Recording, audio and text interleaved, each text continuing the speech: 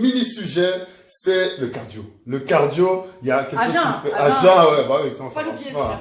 Il y a quelque chose qui me fait rire, c'est quand je vois certaines nanas qui sont sur l'elliptique, qui sont vraiment à fond la caisse, mais qui... Moi, je déteste l'elliptique, donc c'est peut-être pour ça que... C'est la machine qui consomme le moins de Ouais, voilà, je suis vraiment pas un fan de l'elliptique.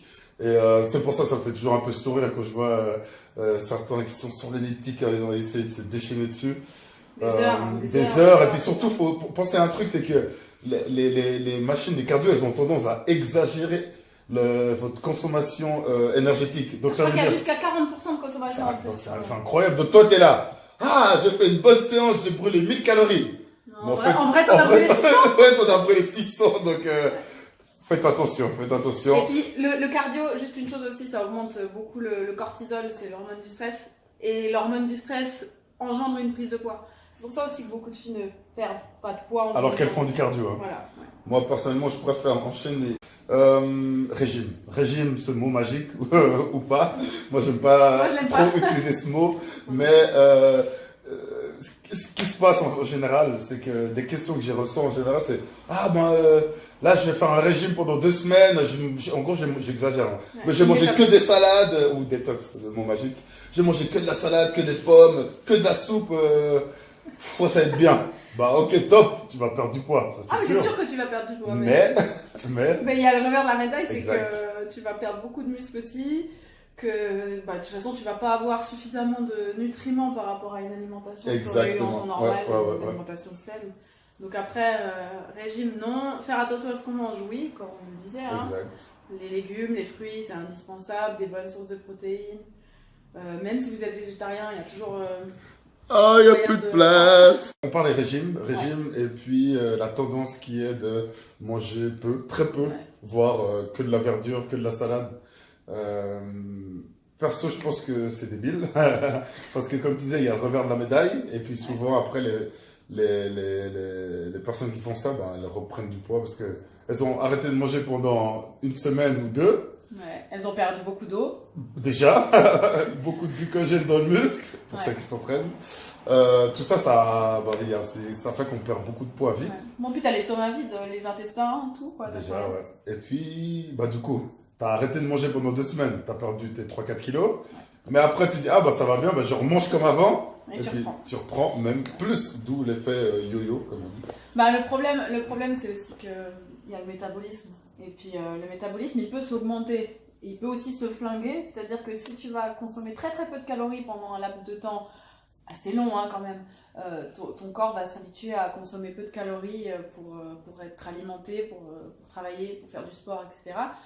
Et du coup, il en consommera de moins en moins. Donc, quand tu commences à manger 1000 calories par jour, après, c'est compliqué d'avoir une marge de manœuvre. Si tu veux perdre du poids, tu dois plus manger. Ouais, exact. C'est pour ça qu'il y a des filles qui finissent par plus manger et même pas perdre de poids. Donc n'ayez pas peur de manger. Pour une petite recommandation, ça n'engage que nous, mais en général, on dit que pour perdre de poids, il faudrait avoir un déficit calorique environ de 500 calories. 500, donc si maximum. Maximum. Donc, s'il vous faut à peu près 3000 calories, non, 3000 calories, c'est pour un homme. C'est pour un homme. 2000 calories pour une femme, on dit en moyenne.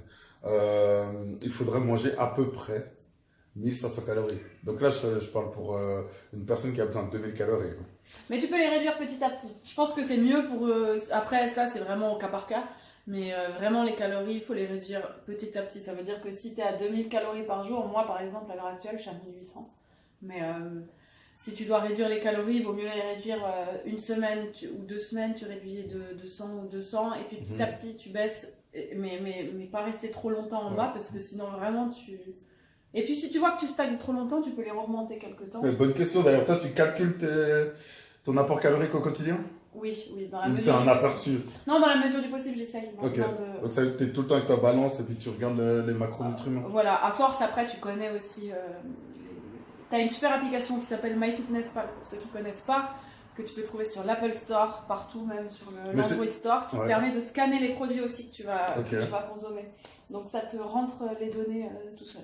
Mais comme tu disais, au début, ça prend un peu de temps de peser ces aliments parce que tu connais pas, mais à la longue, tu sais que 200 grammes de poulet, c'est ça, 100 grammes, ça équivaut à ça. Donc, à la longue, tu as moins besoin de le faire. Et puis mais c'est bien de peser parce que ça te permet d'avoir vraiment une bonne perspective de ce que tu manges. Parce que souvent, on a l'impression, on se dit, oh mon Dieu, je mange rien, puis je perds pas de poids. Mais quand tu fais le calcul, et ben voilà, c'est vite beaucoup de calories. Par exemple, ceux qui ont leur petit pot de noix à côté de l'ordinateur qui grignote toute la journée, ça fait énormément de calories qu'on ingère et dont on ne se rend pas compte en fait.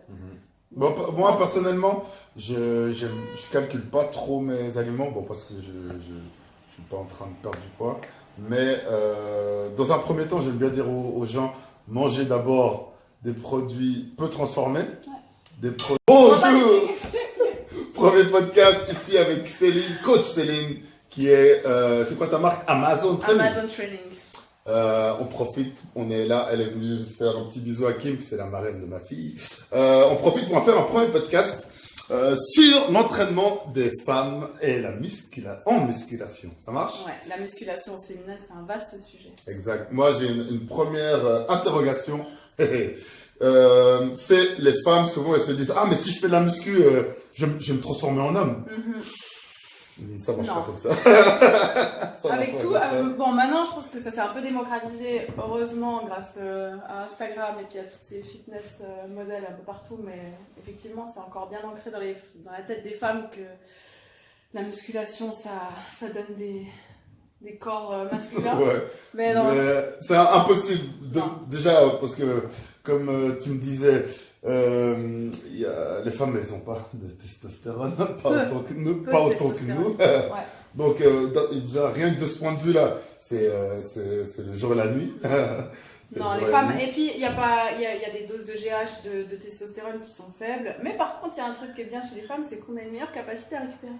Ça veut dire qu'on peut s'entraîner plus souvent, plus intensément, et on peut faire des temps de repos qui souvent sont plus courts que les hommes. Il y a un petit troll. On a au moins un petit avantage. Et donc pour finir un peu cette petite question, les femmes, donc elles peuvent s'entraîner lourd sans avoir le risque justement d'avoir des gros bras bien musclés, trop musclés. Non, elles peuvent s'entraîner lourd, elles peuvent s'entraîner lourd les jambes surtout aussi. Et puis surtout, dites-vous que ça prend du temps. Ah, avant de devenir balèze, entre guillemets, ça prend du temps. Hein, donc c'est pas, oh je me suis entraîné pendant une semaine lourd, ça y est, j'aurai des gros bras.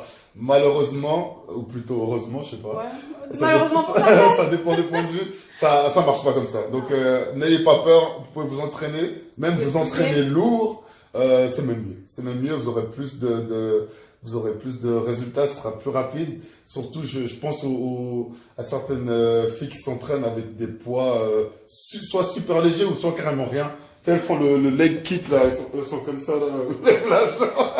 Bon, c'est peut-être pas très imagé, mais celui-là, si tu le fais, tu mets pas de poids.